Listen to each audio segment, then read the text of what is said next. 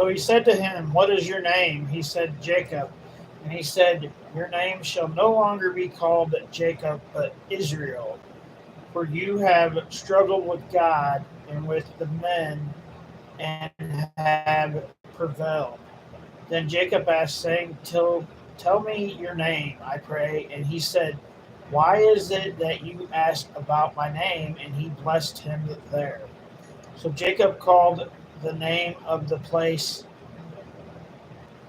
"For I have seen God's face to face, and my life is preserved." Just as he crossed over Peniel, the sun rose on him, and he limped on his hip. Limped on his hip. Okay.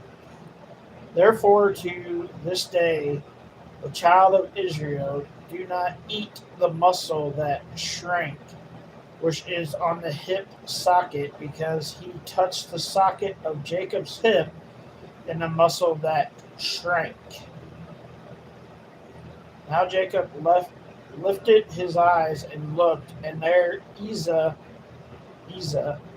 was coming, and with him were 400 men. So he divided the children amongst Leah, Rachel, and the two maid servants. And he put the maid servants and their children in front, Leah and her children behind, and Rachel and Jacob last.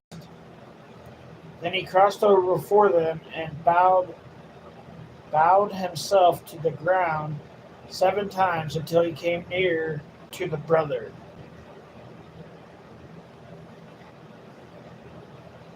But Esau ran to meet him and embraced him and fell on his neck and kissed him, and they wept. And he lifted his eyes and saw the woman and children, and said, "Who are these with you?" So he said, "The children whom God has graciously given your servant."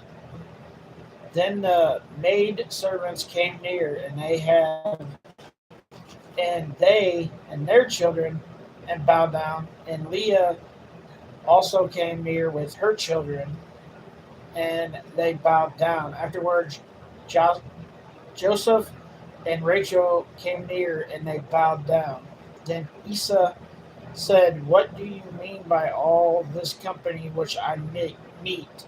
And he said, there are two, these are